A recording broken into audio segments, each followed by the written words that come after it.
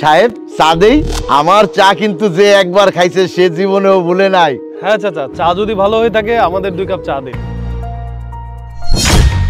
বাবা? বাবা মানে? হাফসা কি বলছো? না মানে বা হাতে খুব ব্যথা, এটা হচ্ছে বলতে চাচ্ছিলাম। আচ্ছা ঠিক আছে চাচা, আমাদেরকে 2 কাপ চা দিন। না, আমি সবার কাছে চা বিক্রি করি না। আরে চাচা, চাচা চা দিয়ে যান। চাচা আমাদের কাছে চা বিক্রি করলো না, প্রথমে বিক্রি করতে চাইলো আবার বললো না। নিশ্চয়ই কোনো কারণ আছে, এটা জানতেই হবে। যে আমার অ্যাসিস্ট্যান্টকে আমি ফোন দিই। আচ্ছা হাফসা, তুমি একটু দাঁড়াও, আমি আসতেছি।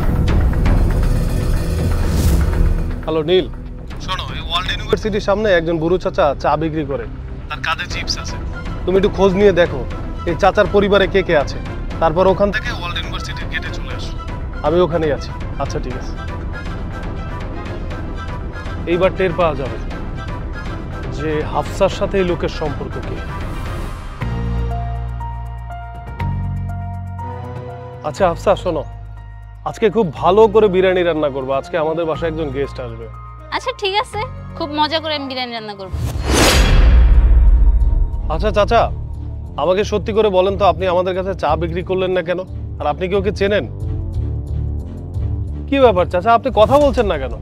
হাফসা, তুমি সত্যি করে বলো তো, ওনাকে চেনো নাকি?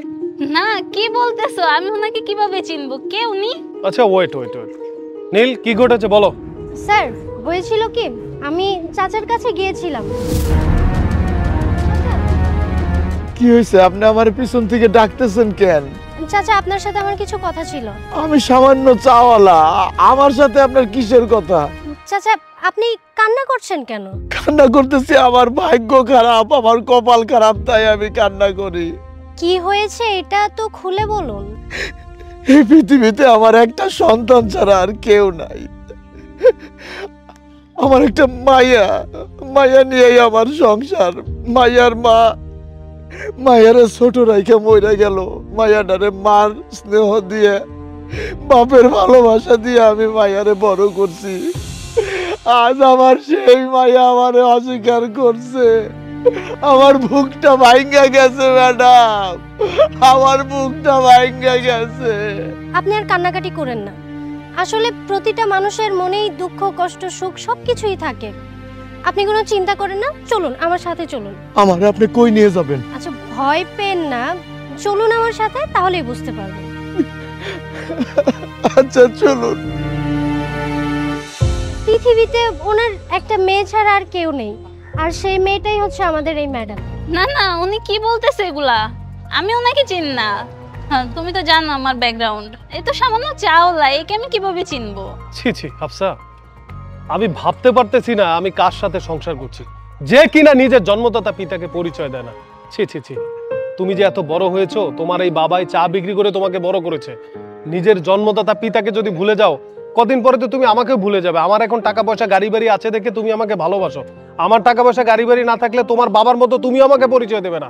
শোনো, আমি তোমাকে একটা কথা বলি, যেদিন তুমি তোমার বাবাকে পরিচয় দিয়ে আমার বাসায় আসতে পারবা, সেদিন আমার বাসায় আসবা, না হলে আমার বাসার চৌকাট পেরোবে না। বাবা তুমি আমাকে ক্ষমা করে দাও বাবা।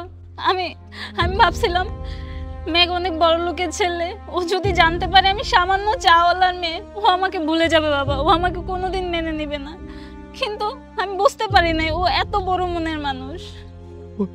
তুই যারে ভালোবাসোস সে তো অনেক বড় লোক, কিন্তু ওই ছেলেটার কিন্তু একটা মন আছে। ওই ছেলেটা খুব ভালো, এটা আমি বুঝতে পারছি।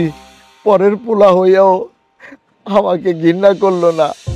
আমি একজন চা বিক্রেতা, আমার সে ঘৃণা করলো না, আমার সে মাইনা নিল।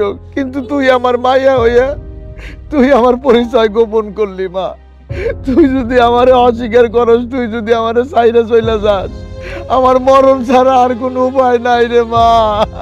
বাবা আজকের পর থেকে আর তোমার চা বিক্রি করতে হবে না, তুমি আমার বাসায় থাকবা। তোমার জামাই আজকে আমাকে বিরিয়ানি রান্না করতে বলছে, সেটা যে তোমার জন্য ছিল আমি জানতাম না।